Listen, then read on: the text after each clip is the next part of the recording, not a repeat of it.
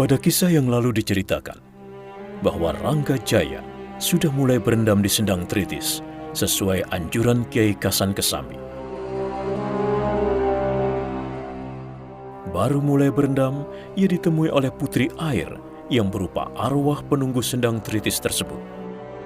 Rupanya berendam di sendang itu merupakan cara pembersihan dari kekotoran diri yang secara berkala dilakukan manusia. Waktu itu, Rangga Jaya ketakutan karena air sendang mulai bergejolak.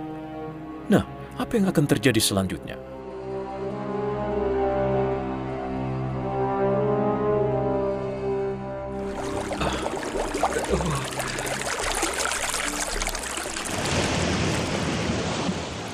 Kenapa air kolam yang tadi tenang sekarang tiba-tiba bergejolak? Oh, aku terombang-ambing oleh gejolak air. Aku tidak kuasa menahannya. Tenangkan pikiranmu. Air yang bergejolak itu sedang membersihkan hatimu yang selalu bergejolak. Tenangkan hatimu, Rangga. Mohon ampunan atas segala dosa dan kesalahanmu. Tetapi gejolak air ini terlalu kencang. Bisa menghanyutkan dan menenggelamkan aku. Mohon ampun terus kepada Yang Widi. Berusaha tetap tenang, Rangga Jaya.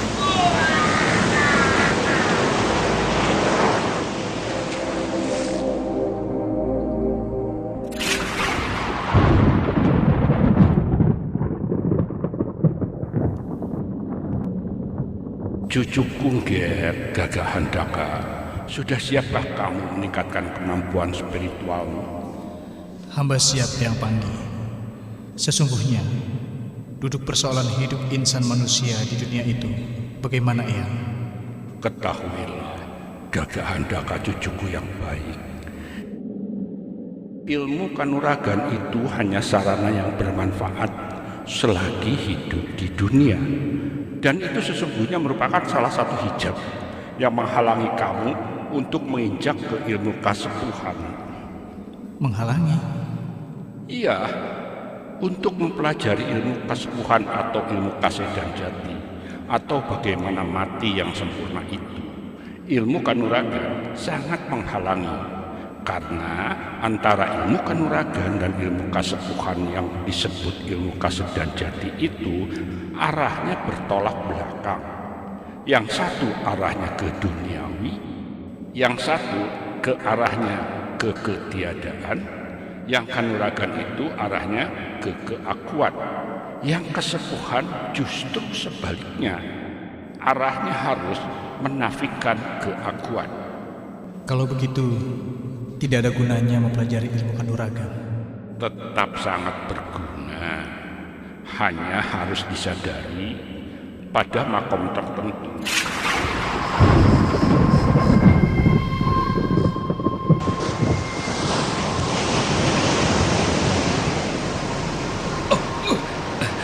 Guncangan air semakin kencang. Tenangkan hatimu, Rangga Jaya.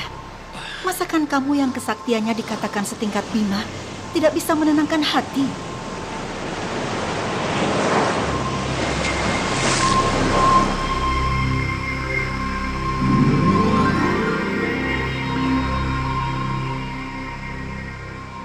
Kata-kata itu bagaikan sindiran pedas bagi Rangga Jaya. Maka ia segera memusatkan perhatiannya di antara kedua alisnya, menarik napas sedalam-dalamnya, dan dihembuskan pelan-pelan.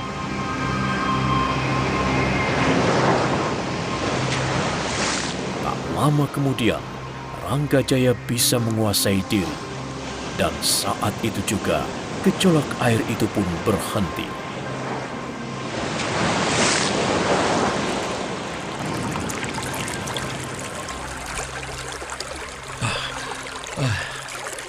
Terima kasih, Putri Air. Semuanya kembali tenang.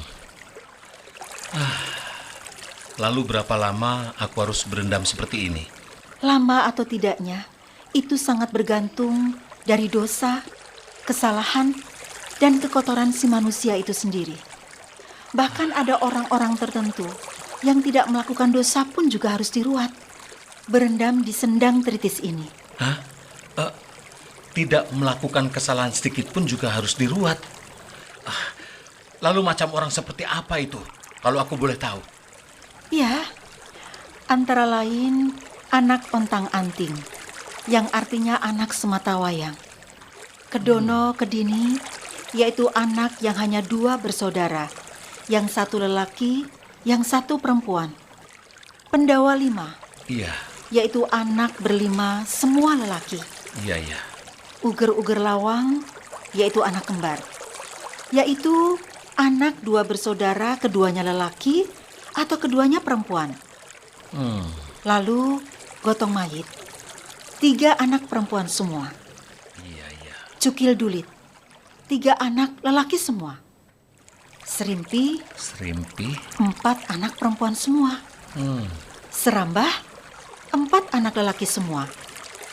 Kemudian Sendang Kaapit Pancuran, 3 bersaudara, yang di tengah perempuan, kakak dan adiknya lelaki. Oh, begitu. Ada juga Pancuran Kaapit Sendang, Iya. 3 bersaudara, yang tengah lelaki, kakak dan adiknya perempuan. Dan masih banyak lagi, Rangga.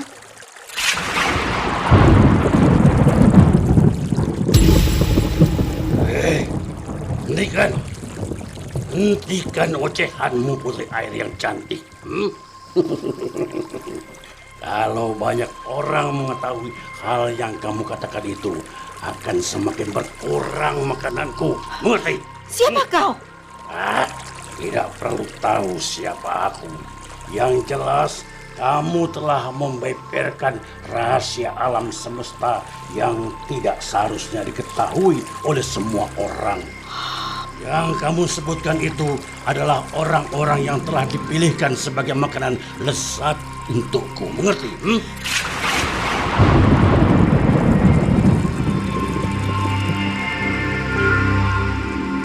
Jangan ganggu aku dan Rangga Jaya yang sedang dibersihkan ini. Dan kamu tidak selayaknya makan atau mencelakai manusia. Tidak bisa. Tidak bisa. Sejak zaman dahulu kala, manusia adalah makananku. Tahu? Nah, salah satunya yang sedang berendam itu. Mengerti?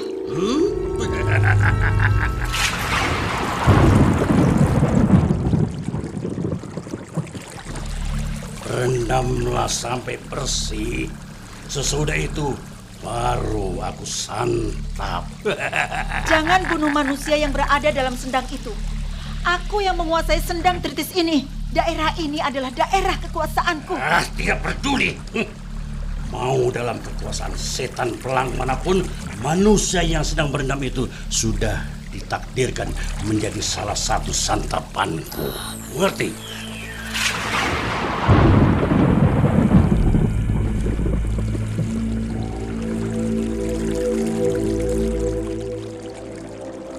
Ayo, minggir. Hentikan!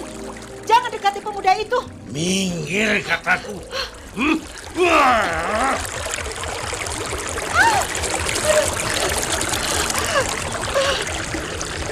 Minggirlah, Putri Air. Biar aku yang menghadapi makhluk itu. Minggirlah.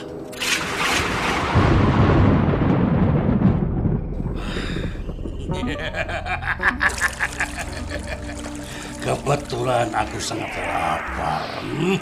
Kamu sudah berendam membersihkan diri. Mendekatlah. Mari, mendekatlah. Aku akan menyantapmu. Urungkan niatmu, Gandarwo Buruk Rupa. Kalau kamu ingin selamat. Ajar. Oh, lelaki gagah berparas tampan. Pasti dagingnya lezat sekali. Kamu mengganggu aku sedang melakukan pembersihan diri. Sekali lagi aku peringatkan, menyingkirlah dari sini.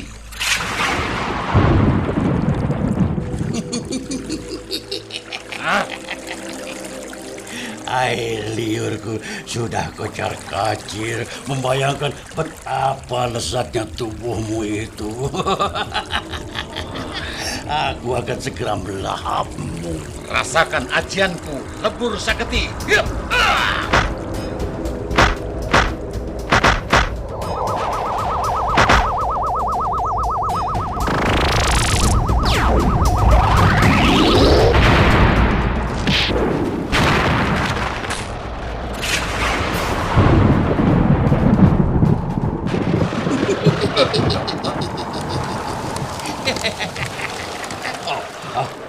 ajianmu menghangatkan tubuhku di malam yang dingin ini.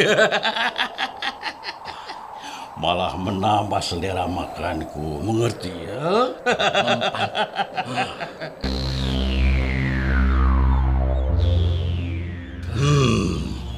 Ada baiknya badanmu yang dingin itu sedikit aku panaskan agar semakin lezat.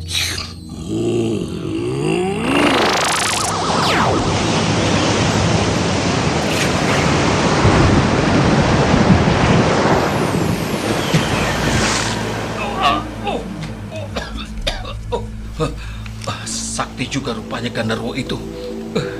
Aku harus menggunakan ajian yang lebih ampuh. Rasakan ajian gelap Sayuto ini.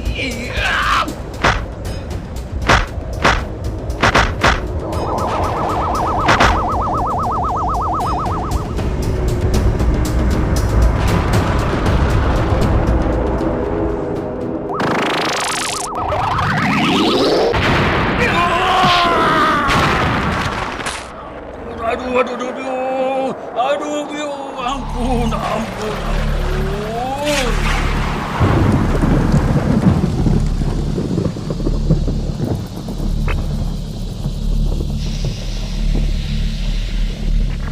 Gandarwo buruk rupa itu melesat pergi, terkena sambaran ajian gelap Sayuto dari Ranggajaya.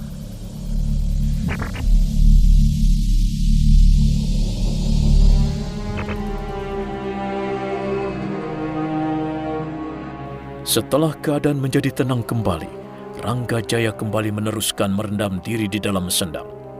Putri Ayu yang masih kesakitan terkena ajian Gandarwo tadi mendekati Ranggajaya. Tanpa diminta, Ranggajaya membantu menghilangkan rasa sakit yang diderita oleh putri air itu.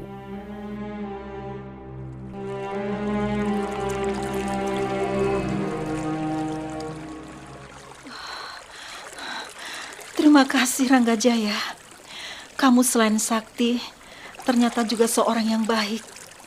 Mau menolong aku menghilangkan rasa sakit akibat ulah genderuwo itu. Sudah sepantasnya, sebagai sesama makhluk, kita saling menolong. Karena kamu juga bersedia membeberkan siapa saja orang-orang yang harus diruat. Dengan risiko kamu disakiti oleh Gandarwo tadi.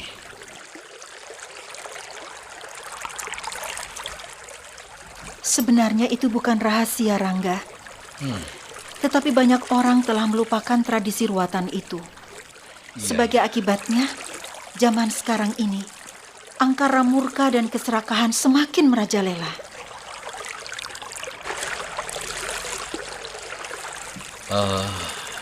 Iya.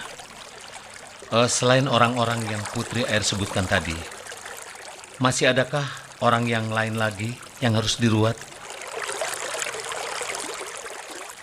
Masih ada beberapa, Rangga, yaitu yang dinamakan Sumala, orang yang menderita cacat sejak lahir. Iya. Lalu Wungle, yaitu anak yang lahir dalam keadaan bule. Oh.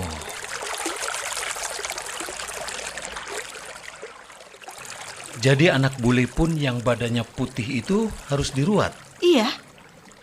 Kemudian Margana adalah anak yang lahir pada waktu ibunya sedang dalam perjalanan. Lalu Wahana, anak yang lahir saat ibunya sedang berpesta.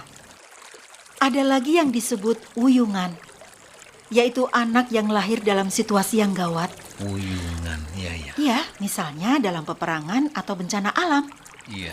Lalu Julung Sungsang adalah anak yang lahir tepat jam 12 siang.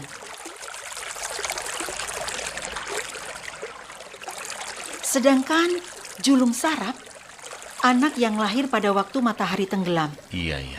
Ada lagi yang dinamakan Julung Aplok atau Julung Caplok, yaitu anak yang lahir pada waktu senja hari. Kemudian Julur Kembang adalah anak yang lahir pada saat fajar menyingsing. Wah, kalau begitu banyak sekali ya orang-orang yang harus diruat. Iya, Rangga.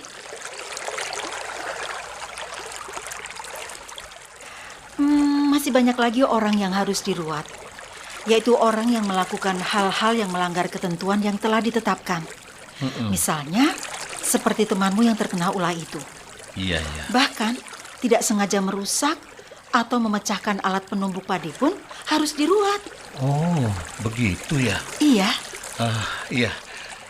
Terima kasih, Putri Air.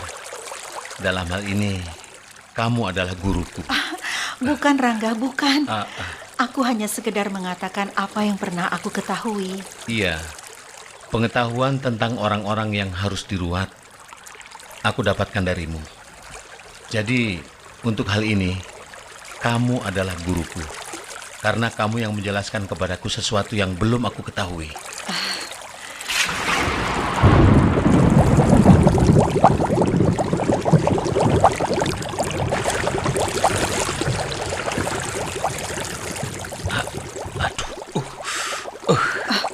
Ada apa, Rangga? Kenapa riak-riak air kecil ini rasanya seperti cambuk yang mendera tubuh? Aduh, perih sekali.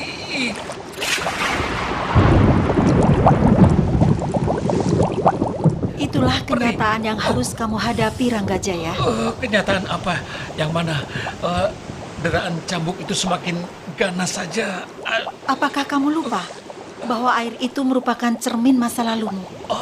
Cermin dari sifatmu, perbuatanmu di masa lalu. Untuk meruatnya, maka kini semua harus kamu rasakan akibat perbuatanmu di masa lalu. Aduh.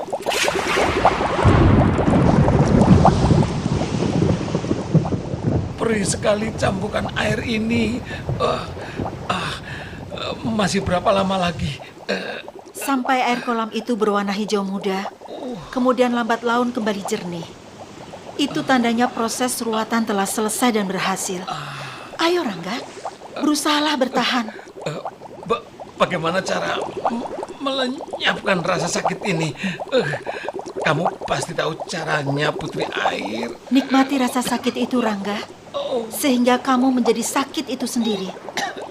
Begitulah caranya kalau kamu ingin tahu. Ayo, Rangga, coba saja.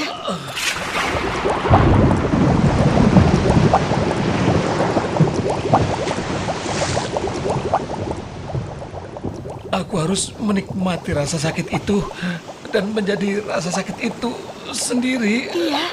Aduh, tapi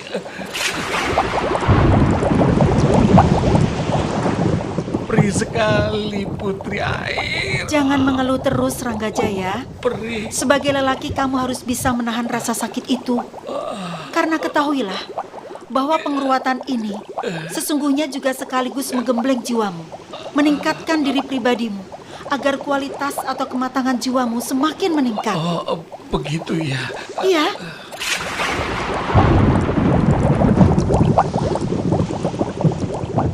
Tetapi semua itu tergantung padamu, Rangga. Tidak ada paksaan.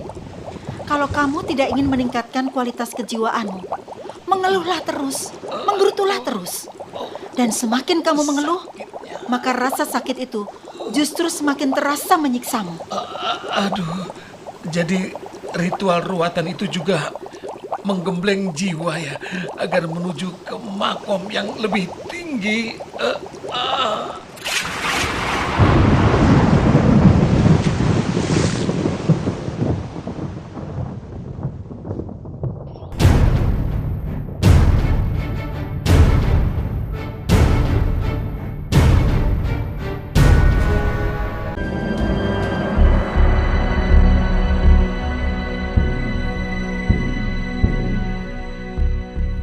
Apa jawaban Putri Air? Benarkah ritual ruatan dengan berendam di sendang tritis itu bisa meningkatkan makam spiritual seseorang?